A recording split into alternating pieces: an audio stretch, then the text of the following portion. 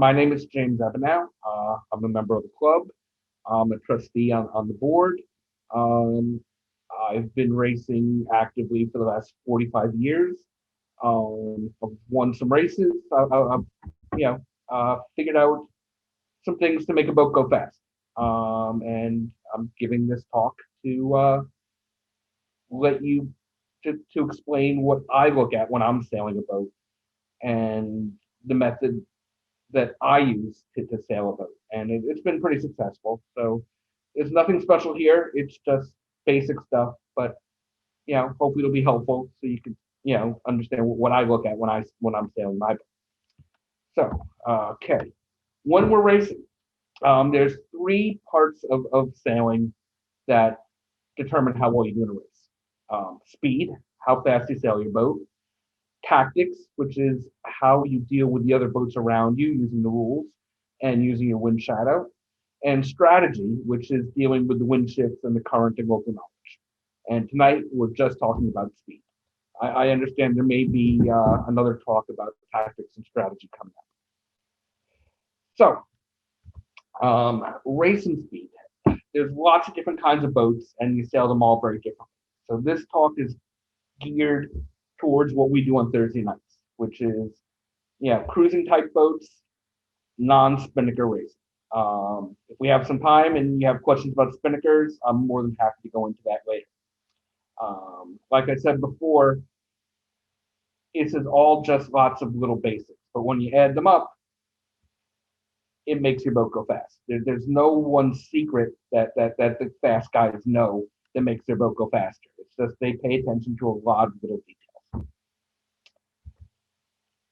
First thing, let's deal with the boat itself, because you got to have a boat capable of going fast if you're going to sail fast. The first thing is to make the boat as light as possible. Empty out the water tanks if you can. Take anything that's not necessary to being on the boat off the boat. I know with our cruising boats it's difficult sometimes, but the more junk you can take off the boat, the faster it's going to go. Second is having a clean bottom.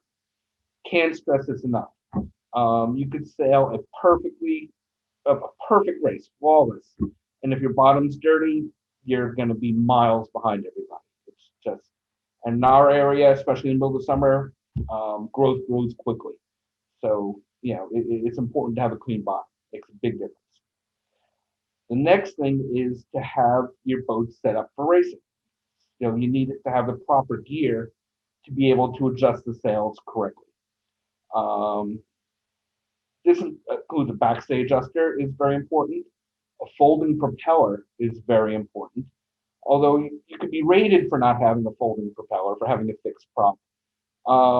You're never going to have enough time back on your rating to really make up for it. So if you could get a folding propeller, it really is worth it. And having a whisker pole with a topping lift makes a very big difference. So that's there's more gear that you can use, but those are the basics really to do well racing in this kind of race. And of course, have everything working. Have your traveler working well, your winches working well. Everything should work and be able to be used without too much fuss, because you're going to be adjusting them off. Okay. Sails are like the engine to your boat, like an engine in your car. Keel and rudder would be like your tires. The sail is your engine. That's what develops all the power. If you're going to race, you want sails suitable to racing. If you have 20-year-old, very deep, stretched out Dacron sails, they're not suitable for racing. And sails need to be in reasonably good condition. They don't have to be perfect, but reasonably good. And again, because no matter how well you sail, if the sails are awful, you're not going to do well. It's unfortunate, but it's true. In our area, you also want the largest sails that your boat can be rated for without taking a penalty hit. So if you have overlapping head sails, that would be 155 Genoa. If it's a boat like this in the picture, it may only be 105% shape. But the largest sails that can fit on the boat without taking a rating hit is what you're going to want. And now we'll go into the adjustments that we were talking about. And we're going to start with the head sail. So the sheet of the jib that it determines the angle of attack and the depth of the sail at the same time. So the tighter you pull it in, the closer the angle of attack is going to be, the more you can sail upwind, and the flatter it's going to get. And when you ease it, the angle of attack is going to get wider, and the sail will actually get deeper as well. The leads will determine the twist of the sail, and the twist is actually how close the sail is sheeted in as you move vertically up the sail. So if you have a lot of twist, the sail will actually be sheeted out quite a bit at the top of the mast and sheeted in tight at the bottom. Most boats have tracks with holes in them, and you want to have the holes labeled so you can match them on each side, so you can adjust them. Now we have the halyard. The halyard is going to also determine a little bit how deep the sail is. The tighter you make it, the flatter the sail will get to a point. And more importantly, it determines where the draft is, and that's the maximum point of curvature of the sail. The tighter you make it, the more forward that draft is going to move. We don't want that. Okay. Now, the mainsail has more controls. We're going to start with the sheet, which is your major control. It controls your angle of attack the same way it does with the jib, and it'll control but it won't control the depth the way you do on a jib. So the sheet determines the angle of attack, and it also determines the twist. So as you ease it, the sail will go out and it'll twist off. Most of our boats also have travelers that strictly controls the angle of attack as well. You've got to balance that with the main sheet. We'll talk about that more. Halyard does the same thing. It can control the depth a little bit, and more importantly, the draft position. So the tighter you make it, the further the draft goes forward. Now on the main, we also have a few more controls. We have the outhaul. Now the outhaul determines the depth of the bottom half of the sail. So I got a jib, when you ease the sheet, that's kind of what an outhaul does. It makes the sail deeper. The Cunningham is more effective at moving the draft than the halyard tension. So on a mainsail, you have a Cunningham, so you can really control the draft position, where that draft is in the sail. And when it's very windy, if you pull the Cunningham very tight, it'll open up the back of the sail and make it even a little flatter. Now, some boats that we race with, like J109s, have a full-length top batten, and you can adjust the tension of that while the sail's down, and that'll determine the depth of the top of the sail. So if you keep that top batten loose in its pocket, you'll have a flatter sail, and if you make that tension, if you make that batten tight, it'll cause it to curve, making the sail deeper up top. Now we have the mast, the rig. The rig you could think of like a transmission. It kind of controls the shape of the sails. And we'll go into how to do that. But the controls on it, one is the backstay, which you got to think about like your gear shift level. The more you tighten it up, the more the mast bends and the tighter your head stay gets. So the tighter you make it, the higher a gear you're in, and the less power the rig has. Now, I'm going to go over this a few times, but most people adjust the backstay but don't really know what to look at. What I look at with the head stay, with the backstay, is the head stay. So when you're at the wheel or at the mainsea position, and you look at your jib, if you look at your head stay, you're going to see that it sags off the leeward a little bit. The looser you make your backstay, the more the head stay is going to sag off the leeward. The more it sags, the deeper and more powerful the jib is going to get. The tighter you make your backstay, the less it's going to sag and the flatter your jib is going to get. This is very important because the wind hits the jib first, the first part of your boat that the wind hits, and it's going to have the biggest effect on your speed and power. Excuse me. So being able to adjust how deep the jib is using the backstay is critical. It's important to make the mainsail flat as well, but it's really, really important to watch your head stay. And when you get used to looking at it, you'll be able to see the sag in your head stay. Now on the rig, we also have the shrouds. Now, if you have an inline rig, like most masthead boats are, you're going to set it and forget it. Some boats, like the J boats and the J24s, they have swept-back spreaders. The swept-back spreaders can also act a little bit like the backstay.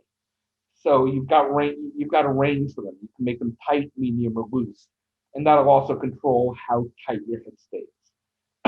So to have the swept-back shrouds adjusted to the right tension in those kind of boats is fairly important. It can get a little complicated. Most sailmakers make guides for each particular boat on how to set those. For our area, if you don't adjust them, a medium to slightly loose setting is probably better because we don't have a lot of wind. But if you really want to optimize your boat, it's something that should be adjusted before the race for the wind that you expect. Now, the head stay is part of the rig. The head stay controls the rake of your mast. So when you make it looser, your mast rakes back more. When you make it tighter, your mast rakes forward. It does not control the tension of the head stay. So making your head stay tighter does not mean you have less sag. It just controls the rake. The sag, again, is strictly controlled by the backstay. And you want to adjust that rake. So when the boat's sailing upwind in about 12 knots of breeze, it just goes straight or heads up very slowly. If it heads up too quickly, you want to make the head stay a little shorter. If it, so let's see, if it's too far forward, your boat's going to bear away when you let go of it, let go of the helm. If it's too far back, you're going to have a lot of weather. So you want to play with that head stay length to get the boat as balanced as you can. And again, it's not something you're going to find out where it works and just leave it. And then the last thing is a whisker pole. I consider part of the rig. You're going to use that any time you're below a beam reach. So at a beam reach to below a beam reach, you're going to use it to hold the sail out away from the boat. And you should have a topping lift on it to hold its height where you want it, and a downhaul. And we use our lazy windward chute as the downhaul. So that is the end of the first chapter. So let's open it up to some questions if anybody has some. So if you all want to unmute yourself, we can, if you have a question, let's see if I can make this work here. Gallery view. You're all in a line, even though you should be spread out. I see Bob. I think your dad is waving his hand. Okay. You can open it up for anybody. Is there any way to get rid of that stuff on the middle of the screen? It's really hard to read the. I wish there was. I never saw it before until we went live with this, and I have no idea why it's there or how to get rid of it. It just says for you to move it away. Can you move it with your mouse? Yeah, I've been trying. That doesn't seem to do anything. Okay. Please move this one away from the shared application. And I have no idea what that means. Is there any other windows open on your computer besides the Zoom?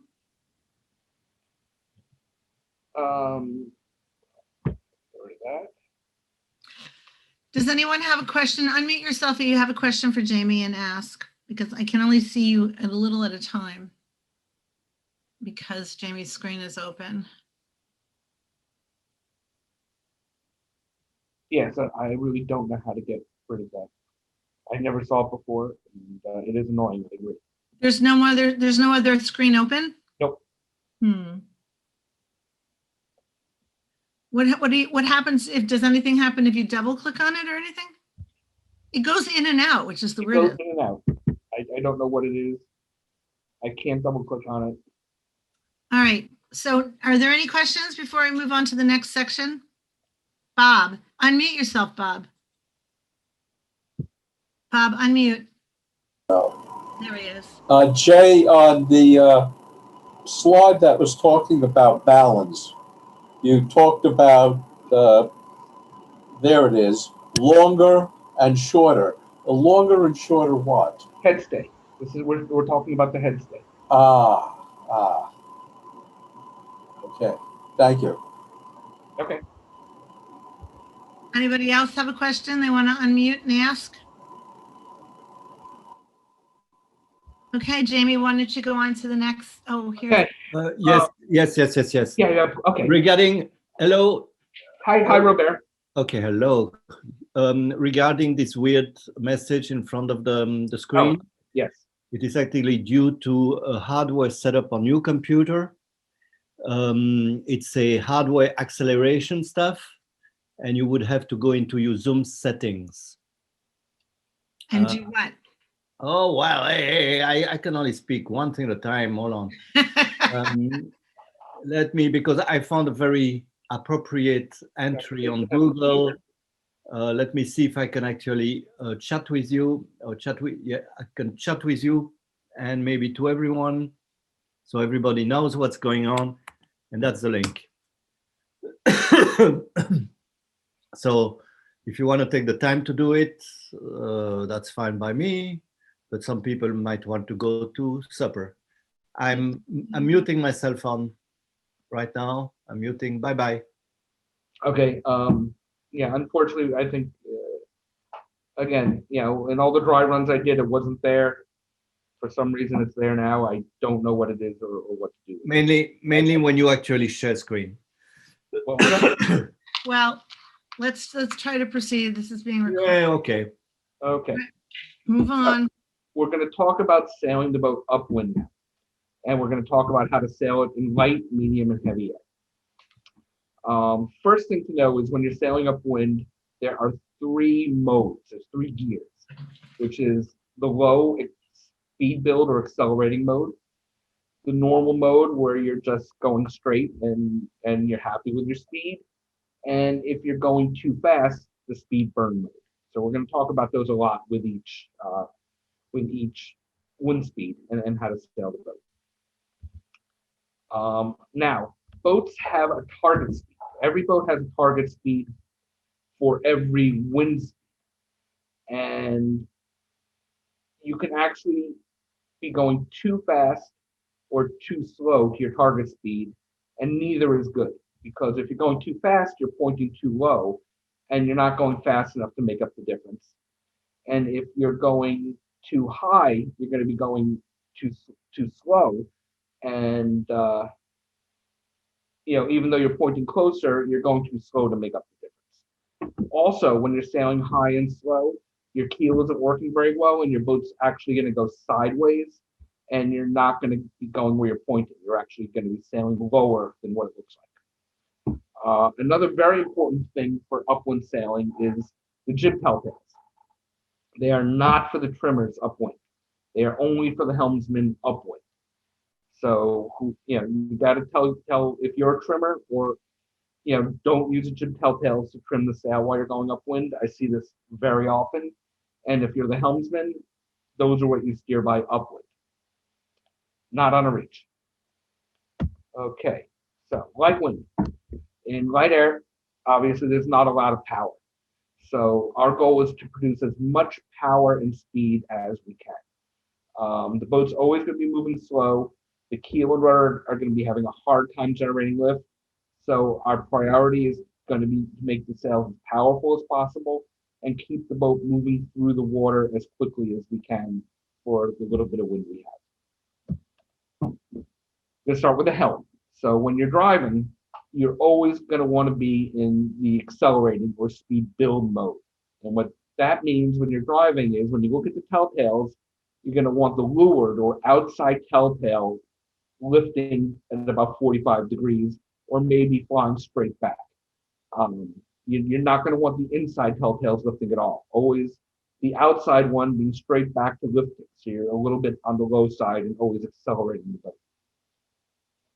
You also want to be very subtle with the wheel or the tiller, whichever you have. I even put a little bit of brake on my wheel, or if I have a tiller extension, all rested on the deck to stop from sawing back and forth and keep it very still. And when you do make turns, make very small, slow turns. The rudder acts like a brake, so the less you turn it, the faster you're going to go. The backstay, remember that's our gear shift. So you're going to want it at its loosest setting. And that's going to make your jib and your main as full and as powerful as they could possibly get. You're going to have to, now with some boats, having the backstay all the way off is too loose, because then everything is just too loose. You're going to have to determine for your boat what the maximum loose setting you have, where the head stays loose, but not ridiculously so. Now, if it's light air and there's a lot of chop around from motorboats, you may have to tighten it up just a little bit to stop the headstay from bouncing too much. Next, now we're into the mainsail, into the sails. So the mainsail, the main sheet, you're going to have loose to fairly loose. You want the mainsail to have a lot of twist in it. So going as it goes vertically, you're going to want it to twist off at the top. When you're trimming a main, the main thing you're looking at is the telltale off of the end of the top batten on the leach of the sail. And in light air, you're going to want that telltale flying 75 to 100% of the time. If you let the sail out too far, it's always going to fly. If you pull the sail in too tight, it's going to stall all the time. So in light air, you want to find 75 to 100% of the time. The traveler, you're going to want way up. You're going to want your boom about 10 degrees above the center line. So actually the windward a little bit. Even though the boom is going to be above center line, the sail's twisting off so much that it will actually be below the center line. So your boom on most boats will be above center line, but by a fair amount. The other controls, the outhaul, the Cunningham, the halyards, are all going to be eased to make the sail as loose and full as possible. Sorry to interrupt. Jamie, could you use a hand motion on the traveler so we could understand where it is in relationship to the center line of the boat? Sorry to interrupt. Okay. Let's see. If this is the boat, and this is the boom. Okay, and this is the boom on center line. There we go. You're looking from head on.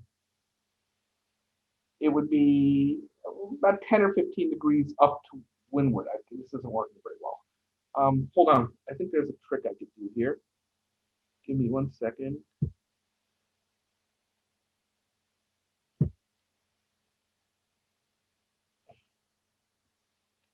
So that's the center line of the boat. Wow. We will put the boom up to windward. Oh, that's a little too far. Let me undo that. Forgive me, I'm using a track guide here. So if the mast is here, the boom probably be like that, above the center line. Does that make sense? Can you guys see that? And that's on a port tack. That would be on a port tack. So that's up to windward, yes.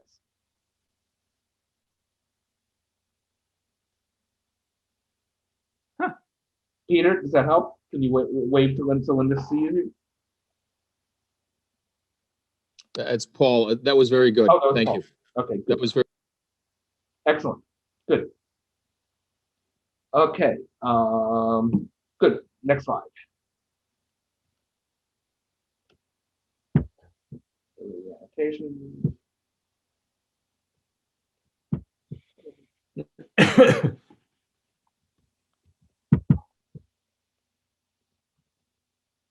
And now I can't change slides. Oh, here we go. There's a little delay there. Okay, now on some boats, I was debating whether to go into this or not. There's another mode you go into with a mainsail. This works good on some J boats, on FAR 40s. It's something called a flaps down mode, where you make the sail really full. You ease the outhaul as far as you can. You pull the main sheet on very tight. So you completely stall the sail. You make it straight up and down, no twist. And you pull the boom way even higher up to windward. You completely stall the sail and make it very deep. and you keep the jib on the looser side. It looks wrong. It's counterintuitive, but on some fractional boats, especially boats that develop a lot of lee helm, where the bow is trying to turn downwind, it'll cancel out that lee helm, but it actually makes the boat go upwind better. Only up to about 5, 6, 7, 5 or 6 knots. At that point, you would switch back into the regular mode. You could play with it with your boat to see if it works. It works on some boats. It doesn't work on others. I just figured I'd mention it because I do it on some boats once in a while. Okay, now we talked about the main. Now we'll talk about the jib. Now, when you're trimming a jib upwind, the main guide you go by with how tight to pull it in or how much to let it out is how far the sail is away from the tip of the lower spreader. So with an overlapping jib, you're going to want, in light air, you're going to want the jib at the tightest 6 inches away from that spreader. And at the loosest, maybe 1.5 feet, maybe even 2 feet off the spreader. The bottom of the sail can be pressed hard against the lifelines. You really don't want it any tighter than that. You want it pressed against the lifelines. You don't want it any closer than 6 inches to the bottom spreader. If you have a boat with a non-overlap jib, where the jib shoots inside of the spreaders, you're probably going to ease it out to the end of the spreader. But if you have a boat like that, talk to me and we'll talk about it because that gets a little different. You need to put stripes on your spreaders so you kind of know where to trim it, and that's a whole separate thing. The lead positions, which determine the twist of the jib. You adjust the lead positions in order for the telltales to all break at the same time when you go too close to the wind, when you pinch. By break, meaning they all luff, all the telltales luff at the same moment. Now, when you're in light air, you want to set your sheet to that 6 inches to a foot off of the spreader, and then adjust the lead fore and aft. So when you sail too high, all the telltales raise or luff at the same time. The halyard you want loose. You won't even want some wrinkles on the front. If you have no wrinkles at all, it's a little too tight. So ease it a couple inches till you start to see some wrinkles in the front of the jib. The crew, you want to move all the crew to leeward and forward up by the shrouds. The reason for that is you want to reduce the wetted surface. And what that does is it heels the boat over a little bit. You want them all to leeward. You want them forward, so it's going to heel the boat and lift the transom out of the water a little bit. And also by heeling the boat, you're going to help use gravity to help shape the sail also, in case there's not enough wind to hold the shape of the sail. You also want to keep everybody as still as possible. People running around the boat shake the sails. They shake the keel and the rudder. So any flow that's going over them on the sails or the keel will get disturbed and the boat will stall and stop. It's pretty dramatic. So it's really important when people do move to move gently and hopefully to not move at all. Although you can't expect people not to move at all. Going back to the rig, if you have a swept back rig, you're going to want your upper shrouds as loose as they can and still hold the mast up to let your headstay sag as much as it can. Also, you're going to want the lowers loose as well to allow the rig to sag a little bit, producing the tip of the sail to hook to windward. It kind of helps the sail get more powerful as well. But that starts to, again, with the rig, it starts to get a little more complicated. We can give a whole talk on just that, so I'm not going to go into too much detail. When you tack the boat in light air, you want to do a very slow, even turn. Again, using just enough rudder to get the boat turning. When you do tack, you want to go all the way through the wind, and you want to finish the tack on almost a broad reach. You don't want to stop at your going upwind. You want to go stop it at a little below upwind to not a broad. I meant a close reach. I wrote broad reach. That's a typo. It should be a close reach because that'll help you build speed. Now you're gonna watch your speedo. You want to know how fast you're going before you went into the tack, and after the tack, you don't want to trim in and start going upwind again until you're at that speed again, or maybe even a hair faster. Then you can start to go back upwind. If you don't do that, you'll never get the flow over your keel, and you'll be going more sideways than you will forward. In glide air, you could also backwind the jib a bit to help the boat turn through the wind. And I believe that is it. So, do we have any questions for glide air? Linda?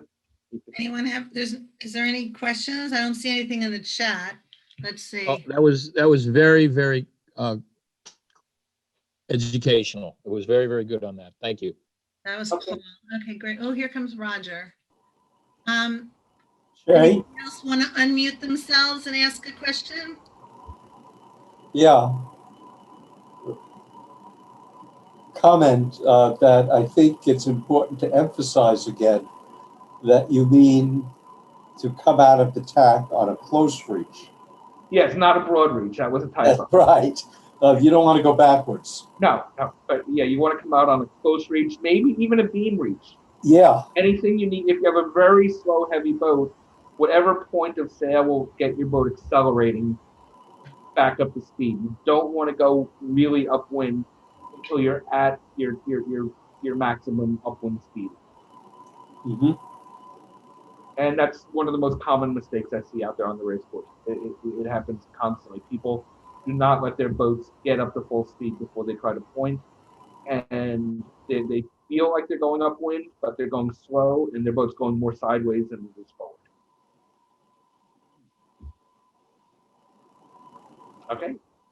Any more questions? Anyone else have a question? You can unmute yourself and ask. Hey, Jamie, could you just one more time explain? You said the upwind, the trimmer should not look at the telltales. That's for the helmsman. Can you expound on that a little bit? Yeah, I've been on a lot of boats where the jib trimmer is actually using the telltales on the front of the jib to trim the jib. So for instance, if the inside telltale is luffing, they'll be trimming the jib in tighter to stop it from luffing. And then when they do that, the helmsman, so you've got the trimmer adjusting the sail and the helmsman trying to steer to it at the same time. And the helmsman ends up steering in the wrong direction and the sail gets too tight or too loose. So upwind, this is just upwind. All the trimmer is looking at is how far the sail is away from the spreader tip, the lower spreader tip. And the helmsman is looking at the telltales to steer the boat. The telltales on the front of the sail. So it's very important to tell your jib trimmers, do not steer, do not trim, do not adjust the sail to the telltales. Just the distance it is away from the tip of the spreader. I see this happen quite a bit also. Does that make sense? Yes, thank you. Any other questions? Okay, great. Jamie, you want to continue on then? Absolutely. Okay, now we're into moderate wind. And yeah, by the way, this thing is driving me crazy also. But anyway, in moderate.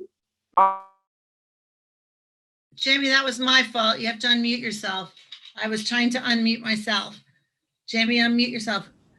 What I was going to say is that afterwards, maybe we can distribute this PowerPoint or put it up on the website without this thing on it. I will make a PDF available to everybody. Absolutely. I have this in PDF form and everybody can have it. We can put it on the website too as a separate link so they don't have to look at this if they want to look at it. I'll email it to you, Linda, and you can put it wherever it would be best. Okay, terrific. Thank you. Sorry. Yeah, I already have it as a PDF, so that's not a problem. You know, I want to say something. It appears to me that when Jamie was muted, that annoying symbol went away. Okay, well, I could just go through the slides and not talk. Wait, let me see. Let's try this again. I'm going to mute him. No. Wait, I muted him. It does go away. All right, Jamie, Come back. Okay, I'm back. Jamie, you have to do the rest with hand signals. Jamie, do you want to try talking through your you have your iPad on too, right? I do. What if I muted you on this and you talked through your iPad? Give it a try. All right, I'm going to mute you here and unmute your iPad.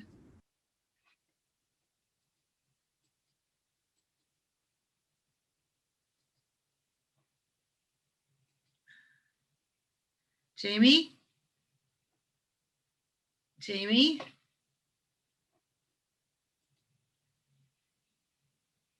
Jamie? Okay, yes. Can you hear me now? No, it came back.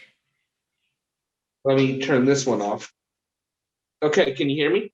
Yeah, but it's still there. Linda, has it occurred to you that the problem might reside with the host?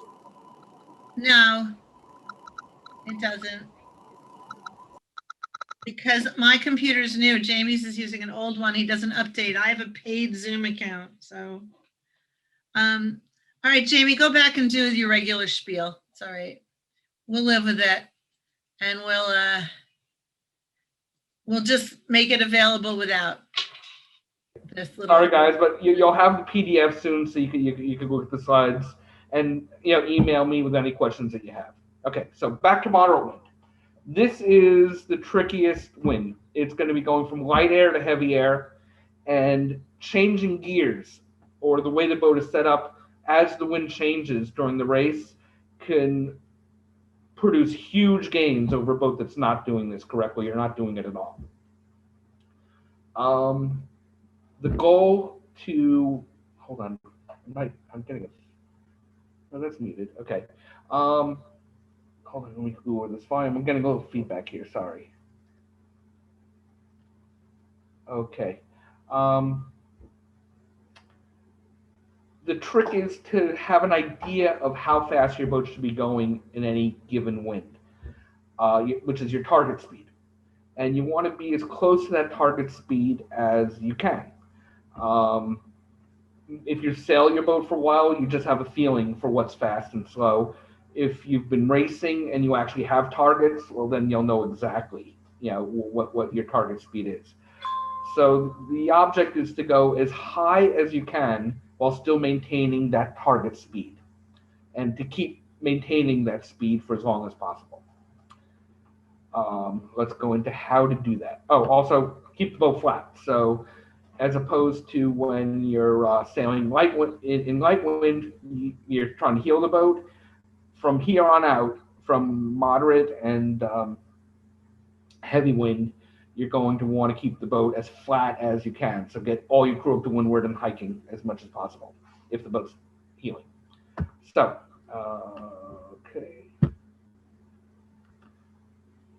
Jamie, your drawing is still on here. Is there a way to erase that? Yes, there is. I could do that right now. I believe there is. I'll hit clear. Clear all drawings. Yep, there it is. Done. Okay, so upwind. God, I saw this echo now all of a sudden. Maybe if I lower my volume with it. Is that better? Can you people hear the echo? No, I think it's just hitting you. Okay. Okay, so let's talk about steering the boat in moderate breeze. Again, now is when you're really going to have to concentrate on those three different modes: the speed build, the normal, and the speed burn. It's critical that you're always watching your boat speed, so you know that you get a feeling for what speed your boat should be, and if you're going too slow, to accelerate, or if you're going too fast, to pinch up a little bit. And the modes are, the speed build mode is when your outside telltale is lifting up 45 degrees. The normal mode, which we haven't spoken about yet, is when both telltales are flying straight back to the windward or inside telltale, lifting about 45 degrees. And if you're going too fast and need to burn some speed, you're going to head up enough so the inside telltale lifts completely straight up, or even the very front of the sail starts to get light and backwind just a tiny little bit. So those are the three modes that the helmsman needs to be aware of. So, come on. Click on this. I'm sorry to ask, telltales on the jib, main, or both? Telltales on. I'm sorry. That's a good question. Telltales on the jib. That's all. That's the main thing that the helmsman is looking at is the telltales on the jib. Yeah. The only other telltale you look at is the telltale on the top batten of the mainsail, and that's for the main trimmer, not the helmsman. So when I've been talking about the telltales, especially for the helmsman, it's always the telltales on the jib. Sorry about that. That's a good question. So, like I said, when you're the helmsman, you're also watching your speed. Anytime the boat feels slow or the speedo is reading a little lower, go into that speed build mode. You're gonna, even if you're in any doubt, if there's any thought that you might be going too slow, head down a few degrees and lift that lower telltale just a little bit and get the boat moving again until you feel like it's going properly. And again, the reason for that is if you're pointing too high and going slow, your keel and rudder are not working and your boat is actually going sideways. It's not going the direction you're pointing.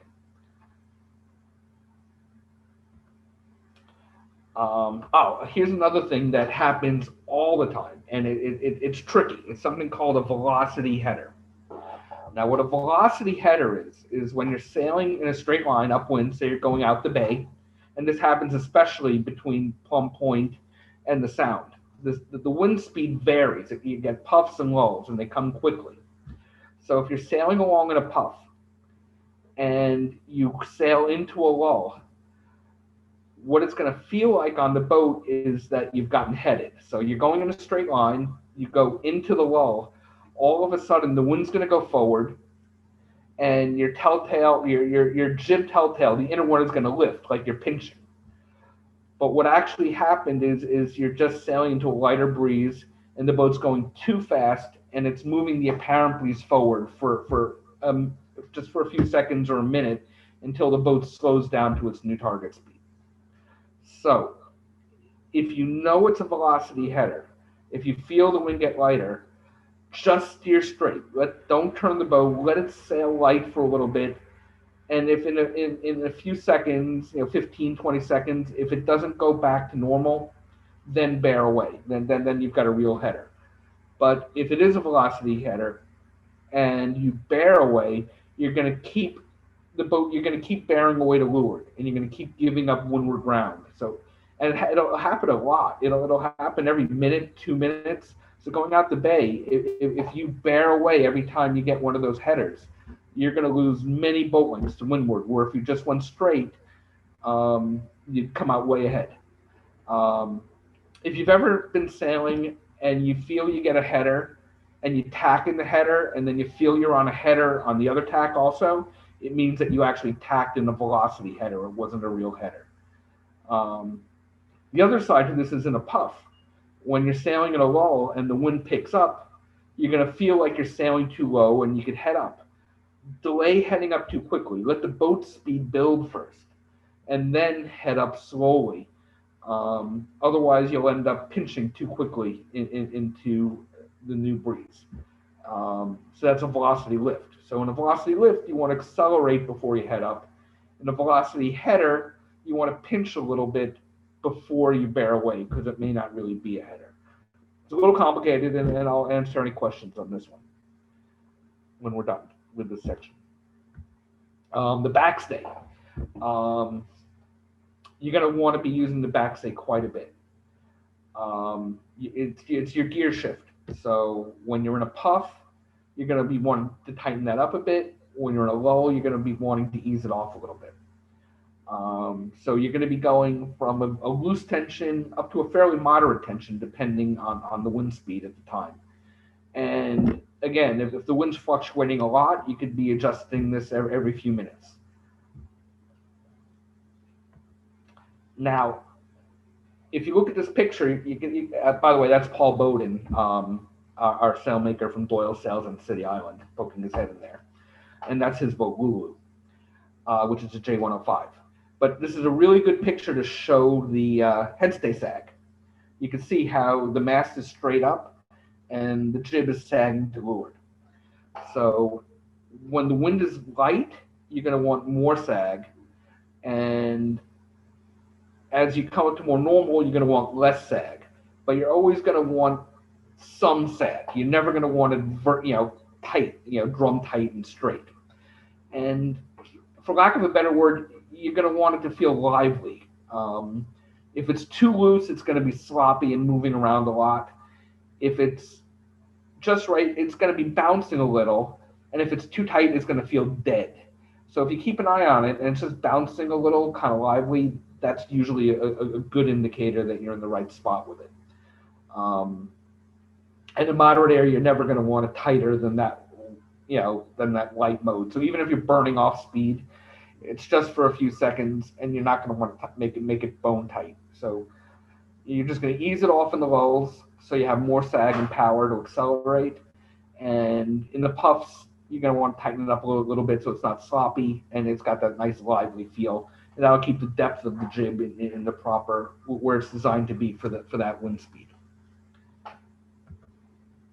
The mainsail is the main trimmer. Both trimmers actually have a lot of work to do in these moderate conditions as the wind goes up and down. So the helmsman and the sail trimmers need to talk to each other. Communication between them is really important. So they're adjusting the sails and steering to the same gear at the same time.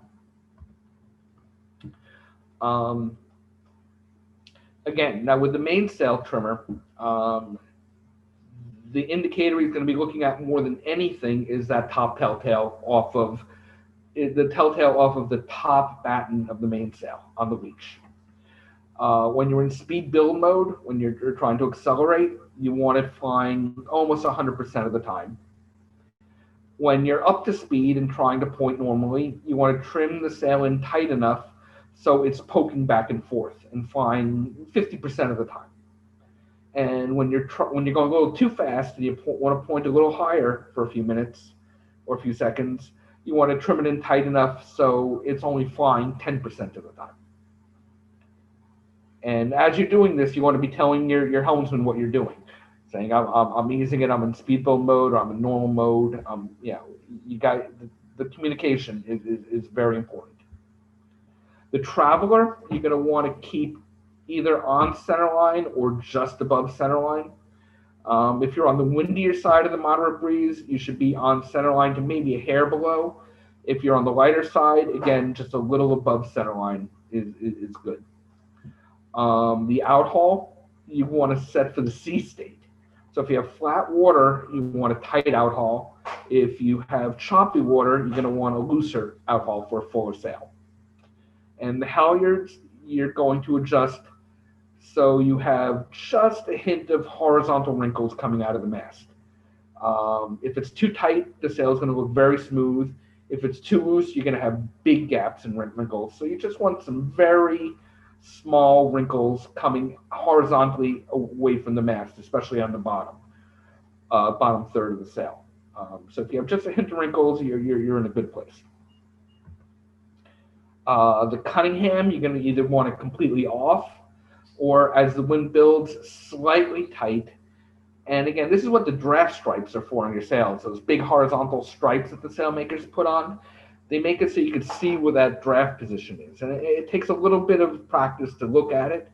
But if you look at it and you play with the Cunningham and you make it tighter and looser, you can actually see the point of maximum curve move back and forth in the sail.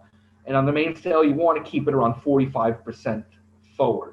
So just a little bit forward of halfway, and play with it. You'll begin to see it on your draft stripes. The boom bang should have, while you're sailing upwind, should have little to no tension on it. What I usually do is I'll go off to a beam reach and set it for the twist I want on a beam reach. And then when I go upwind, it'll be completely slack, because you really don't want it limiting how much you can ease the mainsail. You don't want it holding the leech of the main tighter than it should be when you want to ease it off and accelerate. Okay, let's before we move to the jib, let's see if we have any questions on the mainsail, because that was quite a bit. Okay, I see Bob had a question. So Bob, you want to unmute yourself and ask? Did you guys plan these questions ahead of time? Okay. Jay? Yeah. It just seemed to me instinctively that I would want to, in choppy water, tighten the outhaul rather than loosening it. Could you explain where I'm wrong on that? The more curve, the more depth the sail has, the more power it's going to produce. So, especially, and then when the outhaul, um, Even when it's power, bouncing around? what was that? Even when it's bouncing around in choppy water? The outhaul won't bounce around. The head stay will, but the bottom of the main won't bounce around. Ah, You want a deep sail to produce enough power to keep accelerating every time you hit a wave and the boat slows down. okay. All right, we have a question. I'm not quite sure. It says, can he show the polars again and explain how to use that?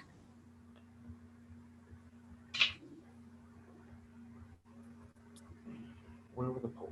Where are the polars? There we go. Polars are a great tool if you have them for your boat. They show you what your best angle to sail upwind and downwind is in any given wind speed. So each of these red lines represents a wind speed, and it shows for any angle that you're sailing how fast your boat should be going. So if you take a T-square and you go exactly perpendicular to the vertical line on the left and go 90 degrees out, where it meets that line is your target angle and your target speed. And you can see as the wind gets stronger, your target angle gets closer and closer to the wind. And obviously, as the wind gets stronger, you're going faster.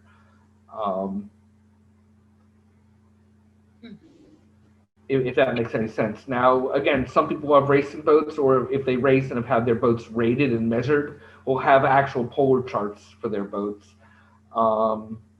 If you don't have actual polar charts for your boats, you can actually go online to the YRA, and you might be able to find for boats similar to yours. Or it's just something that if you've sailed your boat a lot, you're just going to get a feel for how fast it should be going in any particular wind. They're really good to have if you could get them. They're fairly, if you have really good instruments and a computer on board, you can generate them yourself. Or if your boat's been measured, you can have them. They're a good tool. They're fairly expensive to get. It takes a lot of computing power to create them properly. So if you're lucky enough to have them, then you'll have target speed, actual target speeds, and it's an advantage for sure. You're actually sailing by what the boat's designed to do rather than your feel. But by feel, you can get pretty close. Thank you. Does that help at all? That was Robert. Robert, you have a follow-up? Yep, I did. He confused me even more, but that's okay. Thank you, Jimmy. Anybody else have a question before Jamie moves on? Okay. On the main sail trim. Okay, now we're going to talk about the jib. Okay. Same thing with the main sail trimmer. You're going to want to talk to the helmsman, so you know if you're in a speed build mode, a normal mode, or pinching mode. Again, it's very important. So the speed build mode, you're going to want, in moderate air, you're going to want the jib 6 inches to 1.5 feet off of the bottom spreader. In normal mode, about 3 to 6 inches off the bottom spreader. And in speed burn mode, you're going to want it just tapping or touching the spreader itself. And again, as a jib trimmer, you're not looking at the telltales. You're just looking at that gap between the spreader and the jib. The leads, you're going to do the same thing. You're going to adjust them fore and aft, so when you luff the boat up, all 3 telltales vertically are going to luff at the same time. The difference is you're going to do this while the sail is sheeted in only 3 to 6 inches away from the spreader instead of 1.5 feet or 2 feet out. And that's usually going to cause you to move the lead back 1 or 2 holes to make the telltales luff at the same time. So when you do the test, when you point the boat up, You want to do it with the sail sheeted in about 3 to 6 inches, and again, adjust the lead so all the telltales vertically break at the same time, lift at the same time. The halyard, again, just like the main, you're going to want just a hint of wrinkles coming out of the head, stay horizontally. The rig is going to be moderate. You're going to want to put a little more tension on the cap shrouds to make your head stay a little bit tighter. And the lowers, you're going to make a little bit tighter just to keep the mast and column. And again, I'm not going to go too far into that. I'll just leave it at that for now. The crew weight, you're going to want to move a little further back so they're fore and aft centered pretty much as close to the keel as possible. And then you're going to want the crew moving from windward to leeward to keep the boat flat. So if you go into a lull and the boat starts to heel to windward, you're going to want to move some people down to the leeward rail. And vice versa, if the boat starts heeling too much, you're going to want to move everybody up to the rail. And you want to keep everybody as close together as you can to keep the waist centered, which reduces pitching moment of the boat and keeps the boat from rocking vertically up and down too much at the bow and the stern, kind of rocking like this. So you keep everybody centered and move the crew back and forth to adjust the heel to where it feels good. Now, tacking in moderate air is can give you half a boat length or more if you do it properly. And the right way to do it is at the beginning of the tack, you ease the jib about a foot immediately, right as the tack starts. And the helmsman turns the boat very slowly and smoothly until the jib starts to luff and break. You're not going to be quite head to wind yet. Then you're going to want to increase the rate of turn as you go through the wind. And right before you get to the point where you want to stop, which is going to be on a very close reach to a little bit lower than a beat, you're going to want to slow the turn down so you come for what we call a soft landing. So it starts off slow, goes quicker, and then a slow finish.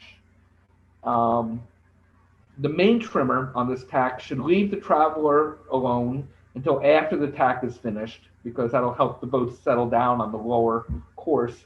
And then once the sails fill, pull the traveler up. And if you do that right, you gain a little bit more to windward because of that slow beginning. You kind of carve up into the wind. And you can gain like a quarter or a half a boat length to windward by doing that properly. And okay, any questions on that, on the jib trim or the tacking?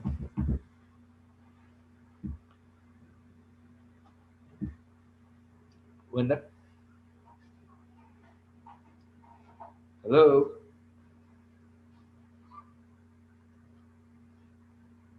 Hey, Jamie, I had a question. Okay. You said at the beginning of the tack, let the jib out About a foot. before you tack. Right as you tack. So the sail should go out and the boat should start to turn pretty much simultaneously. Okay, thank you. What that does is it moves the center of effort of the sails to the main, and the sails will actually help the boat turn up into the wind that way. So you won't be using as much rudder. Thanks. Okay. Is Linda still there? Did we lose her? No, I'm sorry. I'm here. I had a child issue to take care of. Oh, Sorry. okay. I'm still here. Okay, so I guess we'll move on to strong winds now. Wait, before you do that, Sure, please. Alan? yeah, I had a question.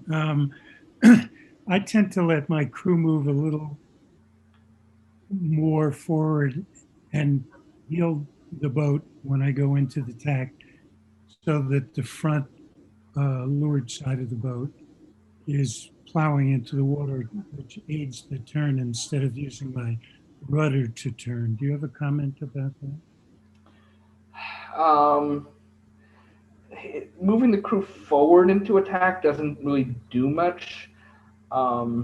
If you really are trying to roll tack, you'd want to move the crew to leeward and heel the boat a little more as you go into attack. It is much more effective. Okay. So the heel will actually turn the boat. If you have more heel, the boat will want to turn into the wind. Yeah, that's what I was talking about. Oh, okay. You're saying don't move the crew forward, but at least move them down so that it turns without In needing. wider air, you can do that. Yeah, okay.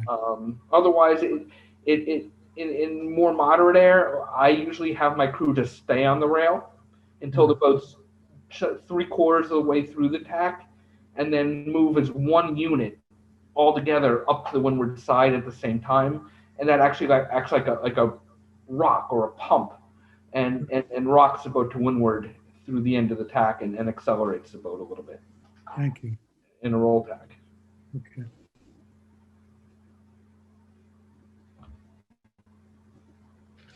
Any other questions before Jamie continues? Okay, Jamie, it's all you. Okay. Okay, so strong wind upwind. Now the sails are making too much power.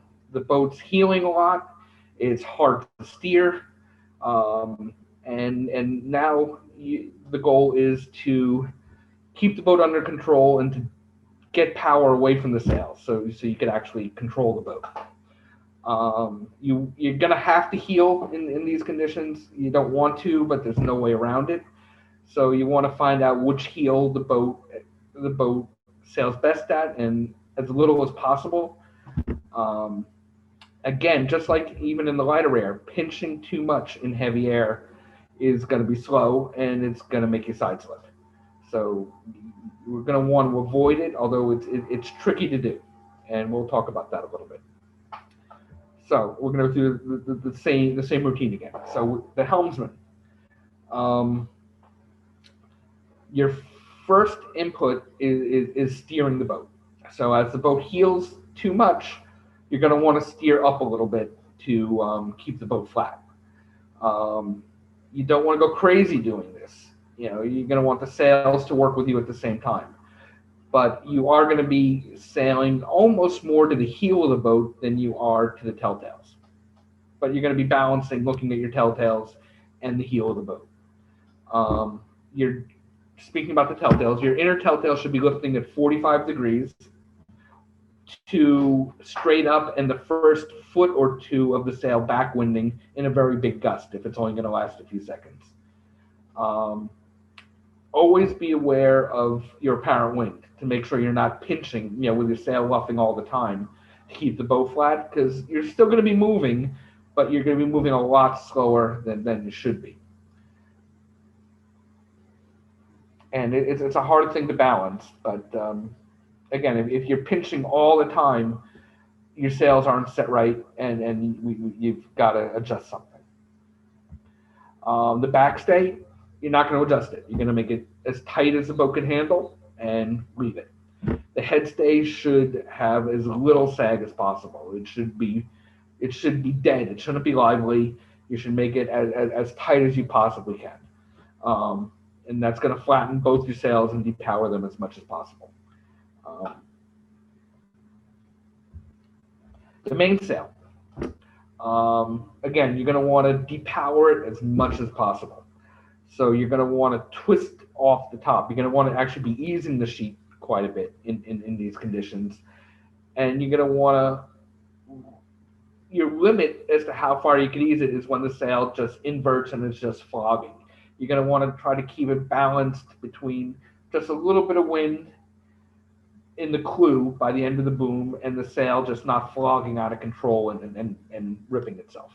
You're going to want, in the lulls, you'll trim it in a little bit more. In the puffs, you're going to want to try to keep it right on that edge of flogging too much.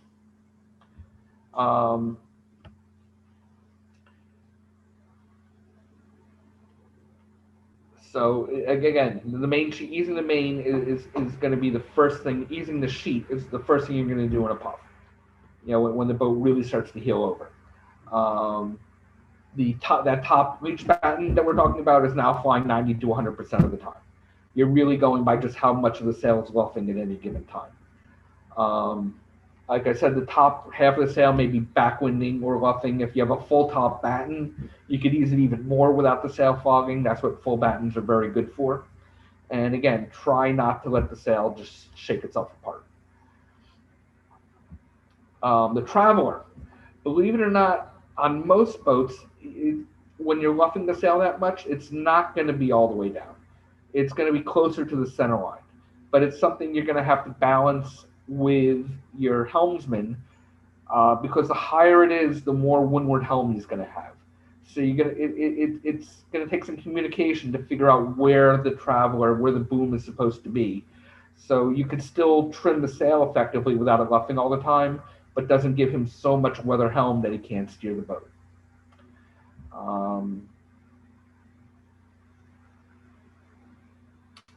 Using puffs. Yeah, and like with the Traveler, sometimes once you find out where you want it, if you get a really big puff and easing the sheet isn't quite enough, you're going to want to ease the Traveler as well.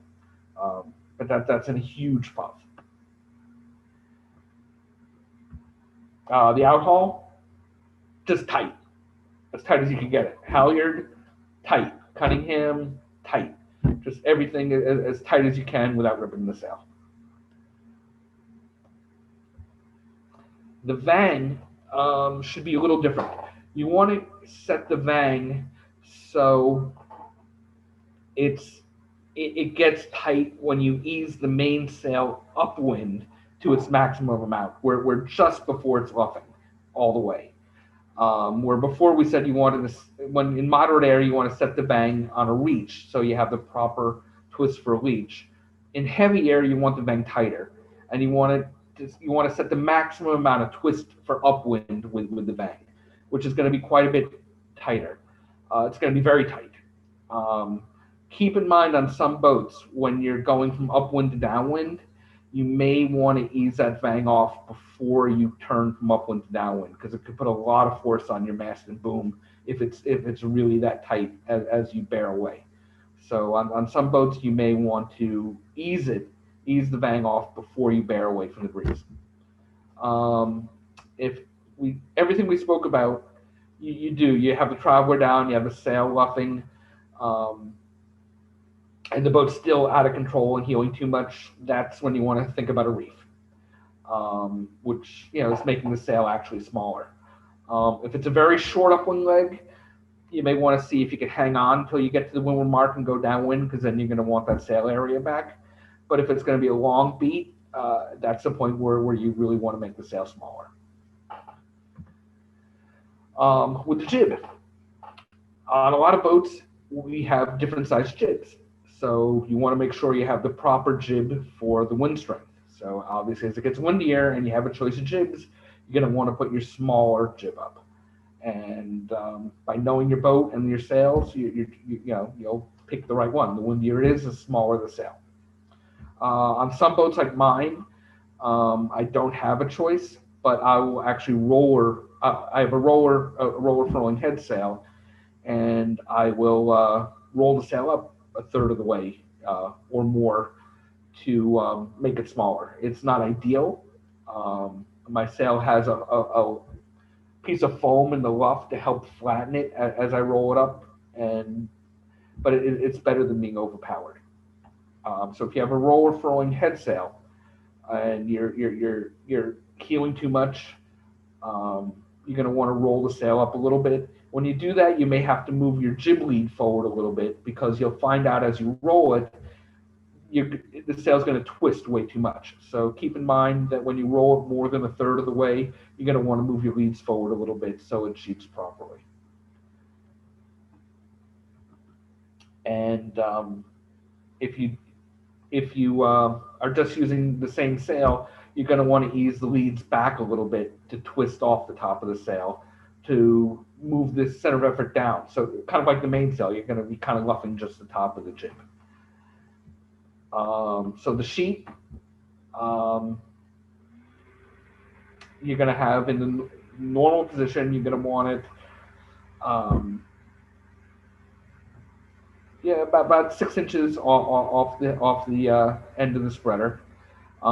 If the boat is pinching, if your helmsman can't get the boat to its target angle with the jib that tight, if it's just heeling too much, you may want to ease the jib about a foot. So he'll still be pitching to the jib, but he won't be sailing above its target angle to do so. Again, the leads are going to move a little bit aft to essentially luff the top part of the jib and still keep the bottom part of the jib working.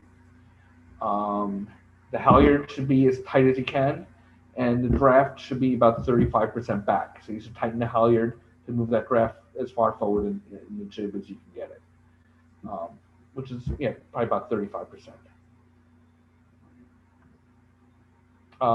With the rig, again, just like everything else in heavy air, as tight as possible. You're going to want to really make the uppers as tight as you can to keep your head stay tight. And you're going to make your lowers fairly tight because you're going to make your back stay so tight, you're going to be over bending the mast. So if you make your lowers tight, it'll limit how much the bottom of the mast will bend so it doesn't overbend. Tack in heavy air. You don't want to tack too fast. You want to tack fast enough that the boat doesn't get stuck into irons, but slow enough so your jib trimmers can pull the jib in before it fills with air. And you just got to do it a few times to figure out that right speed. If you turn too fast, your jib trimmers won't be able to get the sail in, and you're gonna beat them up. They're gonna be grinding and grinding and grinding to get that sail in all the time. So if you turn it just the right speed, they'll be able to get it 90% of the way in without using the winch. If you go too slow, your boat may get stuck in irons, and you won't make it through the tack. You'll end up going backwards. Also through the tack, the main sheet should be eased almost completely going through the tack. If you go halfway through the tack and you get head to wind and there's any tension on the main sheet, it'll weather vane the boat. It'll turn it right back up into the wind. So it's very important that the traveler be eased all the way down and the sheet be eased a little bit. So as the boat comes through the wind and the sails fill on the new side, it doesn't drive the boat right back up into the wind again. Okay, so any questions now on heavy air? Anyone have questions?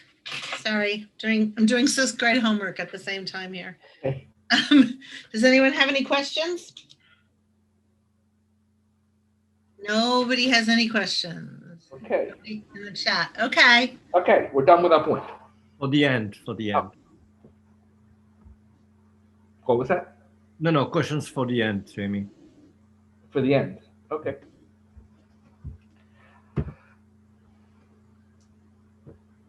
So now let's go to a reach. Come on, computer.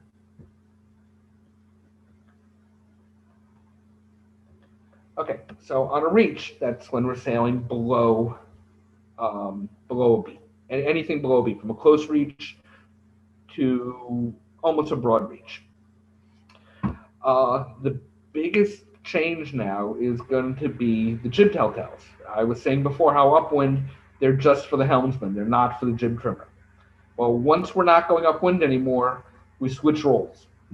Once you're not going upwind, the helmsman stops looking at the jib telltales and just looks to where he's going, to where the mark is, or approximately where the mark is, or a cloud, or his GPS, or his compass. The helmsman is no longer looking at the telltales, and the jib trimmer is looking at the telltales. So now the jib trimmer is pulling the sail in and out to get both telltales flowing straight back. Very, very important that you switch roles in this once you're not beating anymore. And again, like I said, the helmsman is no longer steering to the jib. You're steering straight to the mark or a point of land or whatever you can see. It's very hard to steer just to a compass, so hopefully you'll have something on the horizon to steer by.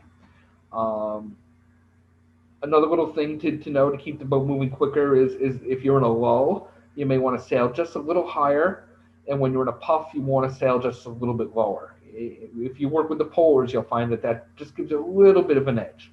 So, you could just vary the course up and down for the lulls and the puffs. Not a lot, just a little bit. It'll help.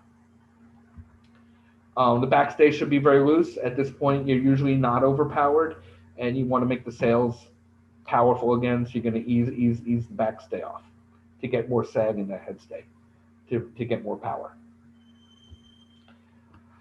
The mainsail. With the sheet, you're going to ease the sheet off until you get a small luff or backwind or bubble right behind the mast. Usually it's in the middle to the upper part of the sail. If you have a big overlapping jib, it could be a little lower, but basically you're going to want to ease the sail till you see the little luff, and then trim it back in again. And you don't cleat the sail, just constantly keep easing it in and out. So you're on the edge of that bubble, that luff. The traveler, you don't use anymore. Traveler is just for upwind, so just center it and leave it alone. The vang is very important on a reach. That's going to control your twist. That's going to control your top telltale. So when the main sheet trimmer eases the sail out so it's just on the edge of a luff, you're going to want to pull the vang tight enough so that top telltale on the top batten of the mainsail is flying 50% of the time. If it's flying all the time, the vang is too loose. If it's not flying, the vang is too tight. So when the sail is trimmed at the right angle, ease the vang on or off until you get it flying 50% of the time, and then cleat it there. Outhaul, Cunningham, halyard are all going to be eased to make the sail as powerful as possible. With the jib, again, like I said at the very beginning, you're now trimming by the telltales. You're not going by the spreader anymore.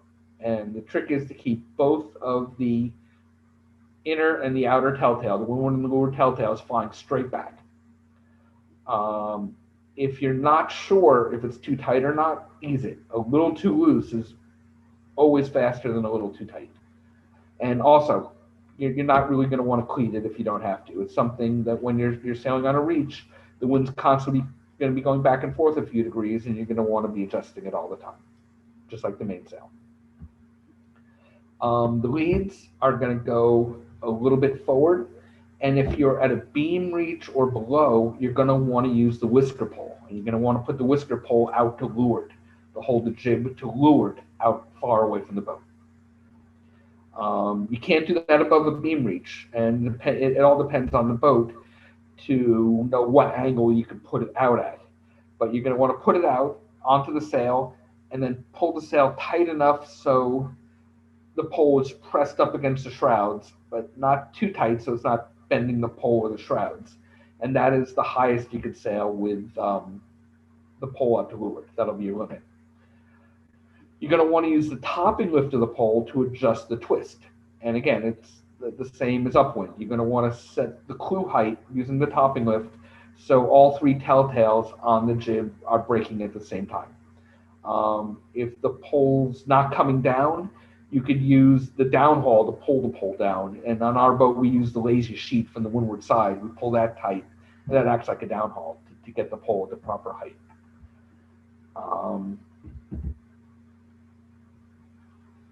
If you're higher than a beam reach and you can't use a pole, we will also use an outboard lead. So we have a perforated rail. Other boats have places where they could attach a block on the rail, and it would be all the way outboard and a little bit further forward than where the lead would be for upwind. And we will run a secondary sheet through that lead on the rail to the jib, and that's the lead and the sheet that we'll use for between a close reach and a beam reach when we can't use the pole. So that helps. Yeah, it adds a little bit more speed than it would as if you were just trimming from the upwind lead position. Halyard should be loose to allow a few wrinkles. You want to keep the sail as full as possible. The crew you want centered over the keel or maybe just a little bit aft of it. And you want to keep the boat dead flat, not heeling windward or leeward. Okay, so any questions there until we go to running? Any questions at all? The reaching is pretty straightforward. The tricky thing is that putting the whisker pole out to leeward, which is huge. That could add more than half a knot of speed. It's if you can do it, you should do it. Okay, Jamie, you want to move on? Okay. Now we're going into running, going dead downwind, using a whisker pole. And we're going wing on wing with the main and the jib. You never want to go dead downwind or by the lee. You always want the wind slightly over the windward quarter. If you're dead downwind, you're going to be getting the jib's going to be getting dirty air from the mainsail, and you're not going to have as much effective sail area as possible. So dead downwind or even by the lee is very, very slow. Just like with a spinnaker, as the wind gets lighter, you want to move the pole forward and actually reach up a tiny little bit. Is actually very fast. And like light air, you want to steer the boat as little as possible. You want to really not be seesawing back and forth. You want to keep the wheel or the tiller still and just go as straight as you can. So not to use the rudder like a brake. Band-aids, they already have Neosporin on. Yeah. Yes, Robert. Robert, do you have a question? Nope. Ow, ow. Oh, Somebody else is talking. Sorry. okay. The backstay, you want as far off as you can get it. If the rig can rake forward a little bit, it's actually very fast. The main sheet is going to be all the way out, almost, or on the shrouds. If the wind's a little bit light, you may have a crew member sit on the boom with their feet on the cabin top, holding the boom out. And again, the traveler is not used off the breeze, so it's just centered, not used. The vang should be a little bit tighter than a reach. You pretty much want to, you really want to stall the top all the time. You know, you don't want it too tight, but you definitely want to stall. You just want it acting like a barn door. So if you have too much twist in it, you're actually going to lose a little bit of power. Outhaul, Cunningham halyard are all eased. You know, make some wrinkles in the sail, make it as full as possible. The jib is flying a jib wing on wing downwind is kind of like flying a spinnaker, but backwards. You don't have a sheet, you're just using a guy. So you're just adjusting the pole. So what you want to do, since you're not going dead downwind, you're reaching up a tiny little bit. And you can actually reach up quite a bit as the wind gets lighter, or you need to go, you know, that direction to get to the mark. What you would do is you start with the pole further forward, and you pull it back until the leech, the outboard end of the sail, looking downwind when it's wing on wing, starts to get light and almost want to fold in on itself. When it starts doing that, you ease it forward a little bit, and it'll stabilize. And this is something you're going to want the jib trimmer to be doing constantly, pulling it back till that leech starts to get a little light and want to fold in on itself, and then ease it forward. And that will keep it at presenting it the most sail to the breeze. And a little bit further forward is good as you reach up. Also, as you reach up, you could raise the pole and twist off the top of the sail, which allows you to sail. You'd be surprised how high you could sail with the breeze wing on, with the sail wing on wing. The pole eased and raised up quite a bit. You could actually sail well above a broad reach. You can't quite go to a beam reach, but you can go pretty high. And again, the trick is raising the pole so you really twist off the top of the jib, and having the jib trimmer pay very close attention to that leech. You know, easing the pole every time it starts to get light. Crew should be centered over the keel, or maybe even heel to windward a little bit. That tends to be pretty quick downwind, is if you get a little bit of windward heel. And that's it.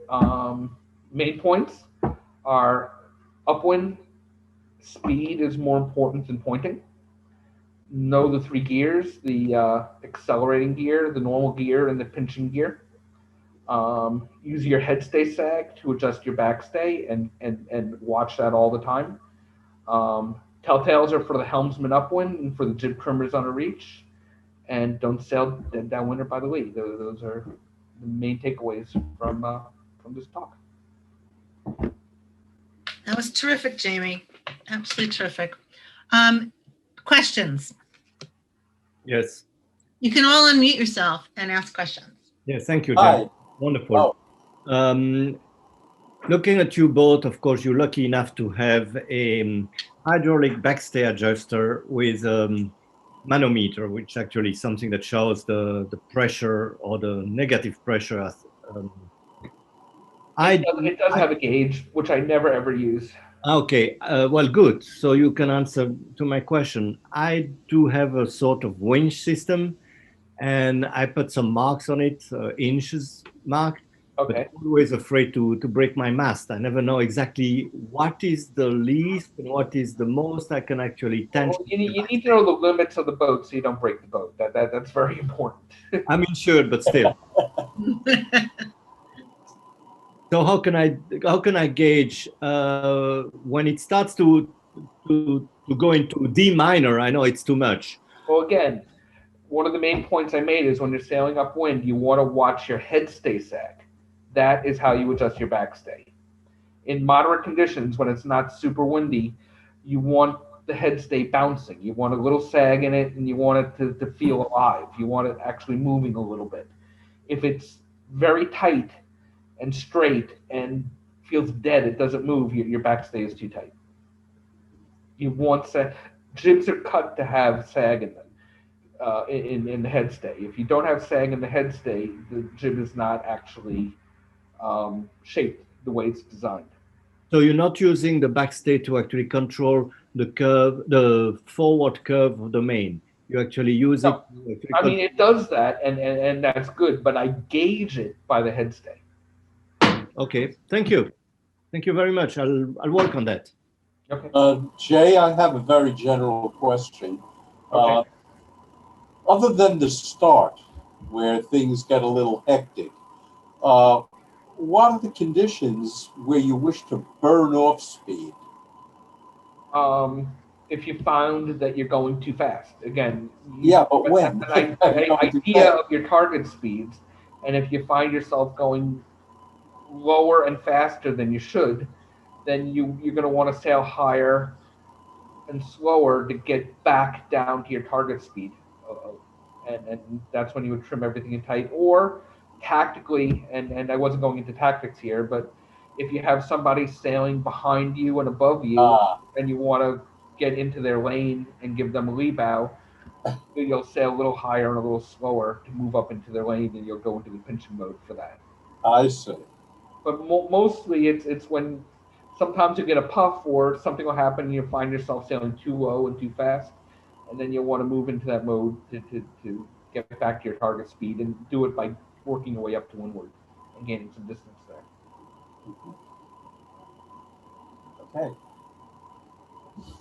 Okay. Jamie, this is Paul Mylink. That was very, very enlightening. Thank you for your time and a good discussion. And I'm going to send a PDF of these slides to Linda, and she'll put them on the website or make them available somehow. We'll do it both ways. We'll put it on the website, and I took a picture of all the participants so I know exactly who's here. So I can send them all directly to their email accounts as well. Linda, could you do me one favor? Don't send a copy to Warren Greenhouse. And, he's already sailing too If fast. you guys have any questions after this, feel free to email me or contact me. Thank you, Jamie. This was wonderful.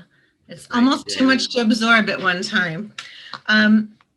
Anyone else have a question? You could, if you stop sharing, we could actually open up and see everybody. Can you stop sharing? Hi, this is Richard. You guys hear me? Yes, we do, Richard. Okay. I just want to put you on notice. I am working on a presentation about preparing for and racing. In other words, the strategies of starting, rounding marks, etc. We don't have a date scheduled yet. I have to talk to whoever it is that, it looks to me like Linda, Jamie,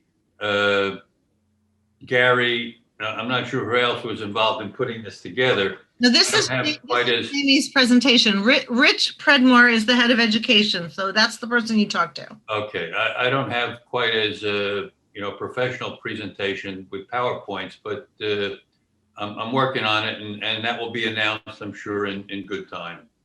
Terrific. But We're it is looking forward coming. to that, Richard. Terrific. Rich will work with you on getting a date. Okay, Rich? Thank you. Yes, you will take care of that. Thank you, Richard. Richard Yes. and Rich, right? Okay. Jamie, I had one question. Sure, Rich. A lot of us, or not a lot of us, some of us are sailing with boats where we have a lot of drift in the sails. They're old, they're blown out. What should we be doing or looking at to address that? Other than buy new sails. Well, On that's the the answer. boat, The answer is accessory-wise, you'll tend to make the halyards and the Cunningham and the outhaul all a little tighter than you normally would to try and flatten the sail a little bit. As an intermediate step, the sailmaker, you could actually take the sail to the sailmaker and have them take a little bit of luff curve out of the luff of the main and out of the luff of the jib and flatten it a little bit. It's a lot less expensive than a new sail and might help a little bit if it's not too badly blown out. But that's all I could think of. You trim them the same way, you just won't get the optimal results. It's like driving a car with bald tires, or missing a cylinder in your engine. Should the rig be set up with more mast bend? Doesn't really matter. Possibly, it might help, but then you're going to be making your head stay too tight. It's going to be hurting your jib. Right. So that's a tricky one. Okay. Well, thank you. That's a great presentation. Thank you. That's great. Anybody else?